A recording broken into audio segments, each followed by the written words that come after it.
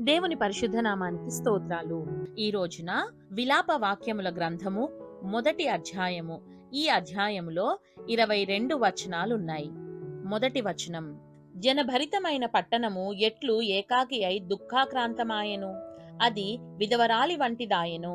అన్యజనులలో ఘనతకెక్కినది, సంస్థానములలో రాజకుమార్తె అయినది ఎట్లు పన్ను చెల్లించున్నదైపోయెను.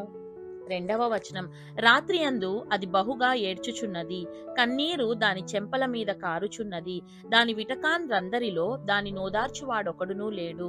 దాని చెలికాండ్రందరూ దాని మోసపుచ్చిరి, వారు దానికి శత్రువులైరి. మూడవ వచనం: యూదా బాధనొంది దాసురాలై చెరలోనికి పోయియున్నది, అన్యజనులలో నివసించుచున్నది, విశ్రాంతి నొందకపోయెను. దాని తరము వారందరూ ఇరుకు చోట్ల దాని కలుసుకొందురు, నియామక కూటములకు ఎవరునూ రారు గనుక. నాలుగవ వచనం: సియోను మార్గములు ప్రలాపించుచున్నవి, పట్టణపు గుమ్మములన్నీయు పాడైపోయెను, యాజకులు నిట్టూర్పు విడుచుచున్నారు, దాని కన్యకలు దుఃఖాక్రాంతులైరి, అదియు వ్యాకుల భరితురాలాయెను. ఐదవ వచనం: దాని విరోధులు అధికారులైరి, దాని శత్రువులు వర్ధిల్లుచున్నారు, దాని అతిక్రమము విస్తారమని యెహోవా దానిని శ్రమపరుచుచున్నాడు, విరోధులు దాని పసిపిల్లలను చెరపట్టుకొని పోయిరి. ఆరవ వచనం: సియోను కుమారి సౌందర్యమంతయు తొలగిపోయెను, దాని అధిపతులు మేతలేని దుప్పుల వలె ఉన్నారు, వారు బలహీనులై తరము వారి ఎదుట నిలువలేక పారిపోయిరి.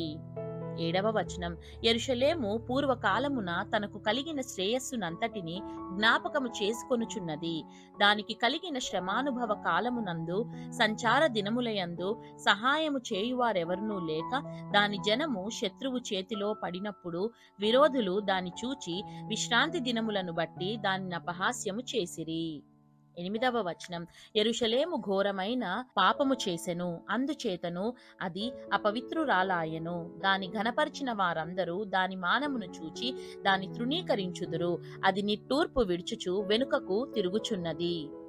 తొమ్మిదవ వచనం: దాని అపవిత్రత దాని చెంగుల మీదనున్నది, దాని కడవరి స్థితిని అది జ్ఞాపకము చేసుకొనకయుండెను, అది ఎంతో వింతగా హీనదశ చెందినది, దాని నాదరించువాడొకడునూ లేకపోయెను. యెహోవా, శత్రువులు అతిశయిల్లుట చేత నాకు కలిగిన శ్రమను దృష్టించుము.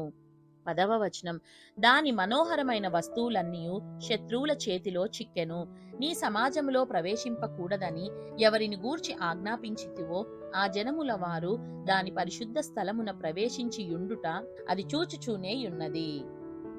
11వ వచనం: దాని కాపురస్తులందరూ నిట్టూర్పు విడుచుచు ఆహారము వెదకుదురు, తమ ప్రాణ సంరక్షణ కొరకు తమ మనోహరమైన వస్తువులనిచ్చి ఆహారము కొందురు.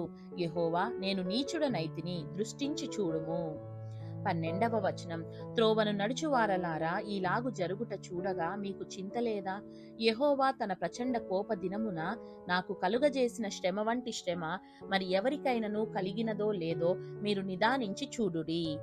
13వ వచనం: పరము నుండి ఆయన నా ఎముకల మీదికి అగ్ని ప్రయోగించియున్నాడు, అది ఎడతెగక వాటిని కాల్చుచున్నది, నా పాదములను చిక్కుపరచుటకై వలనొగ్గియున్నాడు, నన్ను వెనుకకు త్రిప్పియున్నాడు, ఆయన నన్ను పాడు చేసి దినమెల్లా నన్ను సొమ్మసిల్లజేసి ఉన్నాడు.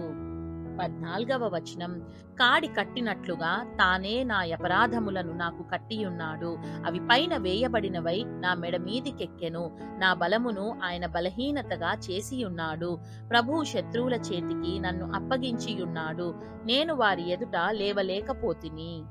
15వ వచనం: నేను చూచుచుండగా ప్రభువు నా బలాఢ్యులనందరినీ కొట్టివేసెను, నా యవ్వనులను అనగద్రొక్కవలెనని ఆయన నా మీద నియామక కూటము కూడను చాటించెను. యెహోవా కన్యకయైన యూదా కుమారిని ద్రాక్ష గానుగలో వేసి త్రొక్కియున్నాడు. 16వ వచనం: వీటిని బట్టి నేను ఏడ్చుచున్నాను, నా కంట నీరు ఒలుకుచున్నది, నా ప్రాణము తెప్పరిల్లజేసి నన్ను ఓదార్చవలసిన వారు నాకు దూరస్తులైరి, శత్రువులు ప్రబలియున్నారు, నా పిల్లలు నాశనమైపోయిరి. 17వ వచనం: ఆదరించువాడు లేక సియోను చేతులు చాపుచున్నది, యెహోవా యాకోబునకు చుట్టూనున్న వారిని విరోధులై యుండ నియమించియున్నాడు, యెరూషలేము వారికి హేయమైన దాయెను. 18వ వచనం, యెహోవా న్యాయస్థుడు, నేను ఆయన ఆజ్ఞకు తిరుగుబాటు చేసి తిని. సకల జనములారా చిత్తగించి ఆలకించుడి, నా శ్రమ చూడుడి. నా కన్యకలును నా యవ్వనులను చెరలోనికి పోయి ఉన్నారు. 19వ వచనం, నా విటకాండ్రను నేను పిలువనంపగా వారు నన్ను మోసపుచ్చిరి. నా యాజకులును నా పెద్దలును ప్రాణ సంరక్షణకై ఆహారము వెదకపోయి పట్టణములో ప్రాణము విడిచిన వారైరి. 20వ వచనం, యెహోవా దృష్టించుము, నాకు ఇబ్బంది కలిగెను, నా అంతరంగము క్షోభిల్లుచున్నది. నేను చేసిన గొప్ప ద్రోహమును బట్టి నా గుండె నా లోపల కొట్టుకొనుచున్నది. వీధులలో ఖడ్గము జన నష్టము చేయుచున్నది, ఇండ్లలో నానా మరణకర వ్యాధులున్నవి. 21వ వచనం, నేను నిట్టూర్పు విడుచుట విని నన్నాదరించు వాడొకడును లేడాయెను. నీవు నాకు ఆపద కలుగజేసితివన్న వార్త నా విరోధులందరూ విని సంతోషించుచున్నారు. నీవు చాటించిన దినమును నీవు రప్పించుదువు, అప్పుడు వారు నన్ను పోలియుండెదరు. 22వ వచనం, వారు చేసిన దుష్కార్యములన్నీయు నీ సన్నిధి నుండును. నేను బహుగా నిట్టూర్పులు విడుచుచున్నాను, నా మనస్సు కృంగిపోయెను. నేను చేసిన అపరాధములన్నిటిని బట్టి నీవు నాకు చేసినట్లు వారికి చేయుము. దేవుడు చదవబడిన పరిశుద్ధ వాక్యాన్ని మనందరి వినికిడిలో దీవించి మనల్ని ఆశీర్వదించునుగాక. ఆమేన్.